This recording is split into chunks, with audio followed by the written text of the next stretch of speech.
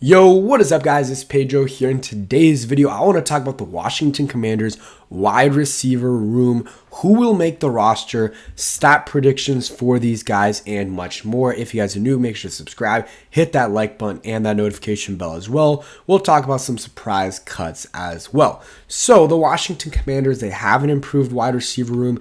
They got that veteran in Deebo Samuel that they needed, that has some potential, and they brought in another young guy in Jaylen Lane through the draft in the third round, in the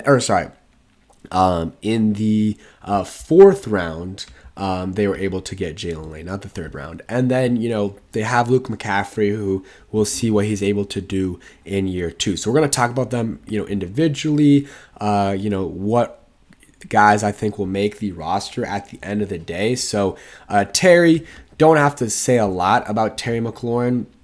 We know he's a stud. I mean, we'll look at the stats, but my stat prediction for him this year is, so he had 1,096 yards last year. I'll say, and sorry if my voice is still a little bit weird, still under the weather, but 1,100 yards last year and 13 touchdowns. A little bit of an outlier, right, for the touchdowns. I'm not saying there wasn't a reason for that, because, Jaden definitely helped that out, and, the offense itself was suited for Terry, and, they actually, not even necessarily suited for Terry, but they actually targeted him in the red zone. So for me, my prediction for Terry, I think he'll have a similar amount of catches, maybe like 88, 90, and he will have 1,145 yards and 9 touchdowns, something like that, maybe 1,150 yards. Very good year. I think that's what's going to happen for him. So he's the number one receiver, obviously. After that, you got Deebo. He's making the roster. We traded for him. Didn't have to give up much for him, but the contract is expensive. So you are, you want him to have a good year, obviously. You're paying him a decent amount of money. So, this past year for San Francisco, 670 yards, 3 touchdowns. We need better than that. We also need a healthy Deebo. So, for me, the minimum is 750 for him receiving yards, and 5-6 touchdowns and 100 rushing yards would be fine. But my prediction, we'll go 927 yards, 7 touchdowns. And then he'll also have, 122 rushing yards and 2 touchdowns there. So that's my prediction for Deebo. I think the scheme fits him well, and, it'll help out Terry that they have a stud, next to him. And Deebo will probably be in the slot, but, occasionally can be on the outside as well. So excited to see what Deebo can do this year for the Washington Commanders and really have that other dog besides Terry McLaurin, because Deebo Samuel is the definition of a dog. Not necessarily, he hasn't necessarily been that the last year or two, but in his prime, 2021, that was one of the craziest seasons I've seen. His first year was good too for a rookie. Second year was just hurt. And then, the last few years has been dealing with injuries, but he is a stud. So I'm excited to see what he can do and what he can add to this team. So after that is, when there's debate, who's the next guy? For me, it's probably Noah Brown, who last year, before he got hurt, was actually, producing at a pretty high level, better than a lot of people thought. He, just looking at the numbers, you might be surprised. So 11 games, and he got injured in one of them, so really played 10 and a half. Had 453 yards, 13 yards a catch, and a touchdown. And you might say, oh, that one touchdown and, 60 of those yards or 50 of those yards were from a Hail Mary. And that is true. So you can, if you want, you can bump his numbers down a little bit. But, that's part of the game. And also, he drew, when he was, still playing during the season, he was leading the league in PIs drawn. So, he is bringing other things to the table. So that isn't giving him yards, but it's giving the Commanders yards. So honestly, that counts as a catch in my book. Because if you're drawing a PI, you're taking the offense all the way up to where you drew the penalty. And he, I think, ended up being number 2 in PIs drawn, which, for a guy like Noah Brown, it's kind of crazy in my opinion. So still, he's not young, but he's not old. He's 29 years old. So he will make the roster. I would be surprised if he doesn't. They brought him back for a reason. He's healthy now. I would say prediction for him, if he plays 17 games, 16 games-ish, I'll say like 650 yards, three touchdowns would be my guess. So those would be the three that are getting the most targets. After that, you have a little bit of a debate on who's the next guy. Could it be Jaylen Lane? Could it be Luke McAffrey? Could it be Michael Gallup? Sorry about that. But Jaylen Lane, I'll start with him. I think he's going to he's obviously going to make the roster. They just drafted him in the 4th round out of Virginia Tech. And is a guy that, will be able to be their punt returner, kick returner if they want. And I think they'll find ways to use him on offense. He's very explosive. The 40, time is really good. All right, and sorry about that. I had to pause a little bit. Still, a little sick, like I said. But, his athleticism is off the charts. Speed's good. The vertical leap, over 40 inches, I believe, or right around that. And the biggest thing with him is his size. He's pretty small. And the production wasn't totally there at Virginia Tech this past year.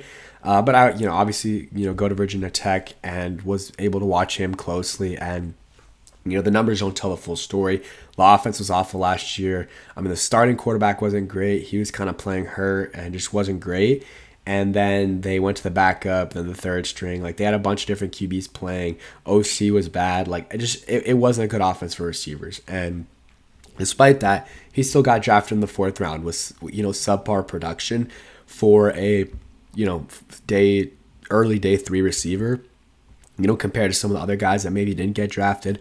Even some of the UDFAs on the Washington, I was about to say Washington Nationals because I see the score up here, but the Washington Commanders. So expectations for him, not a lot on offense. Let's go like 380 yards, 400 yards for him, a couple touchdowns, maybe like 60 rushing yards, and then we'll say 1 punt return touchdown. I think he'll be a dynamic returner for them. So those are 4 wide receiver locks. After that, I don't think I mentioned it. I was going to talk about some surprise cuts potentially.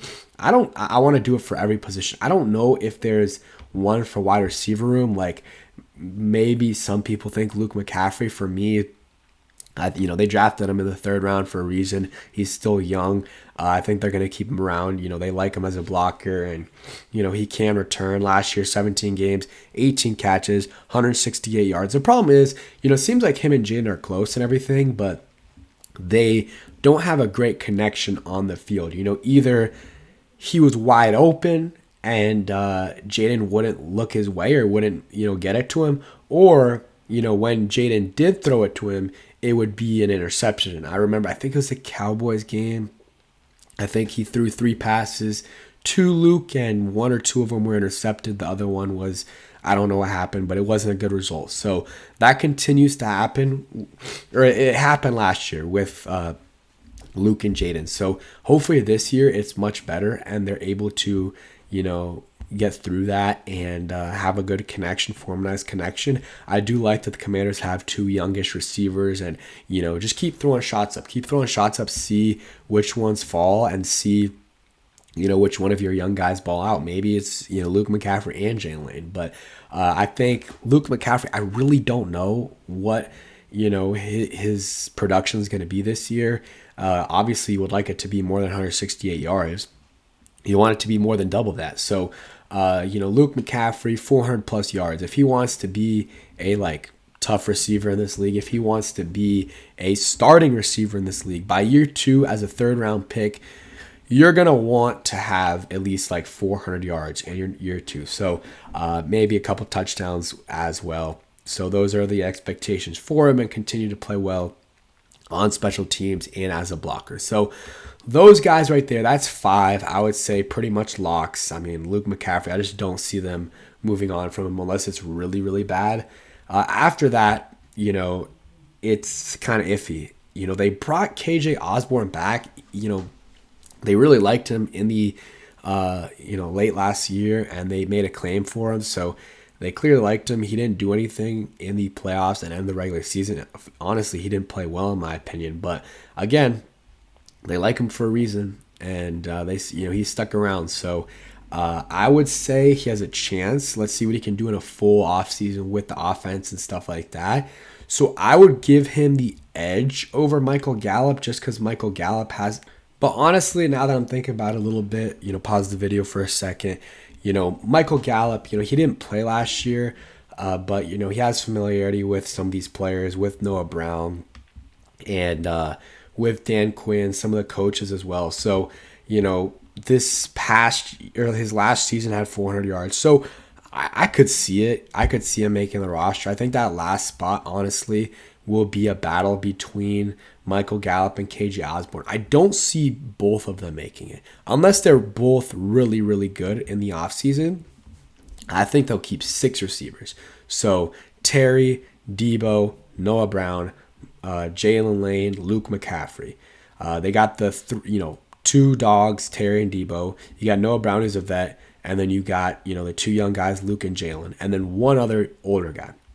If they do keep 7 receivers, then I believe it'll be a younger guy. So could it be Jacoby Jones out of UCF? Possibly.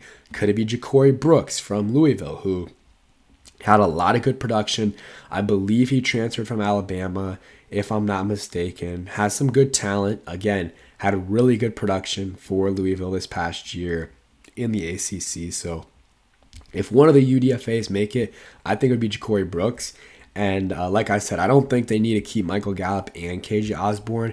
Again, they have the 3 vets right here. They'll have one of the 2 as a vet. They don't need another one. And Luke McCaffrey, obviously he's not a vet, but he's not a rookie anymore. He played last year. He can do the things that a vet needs to do in terms of blocking and stuff like that. Because a lot of times those, 5th, 6th, 7th receivers, they don't get a lot of, offensive targets, but you'll get in, and if they need to make a big catch, they'll make it. And again, like I said, they'll block and stuff like that on specific situations. So I don't think they need both of those guys, Gallup and Osborne.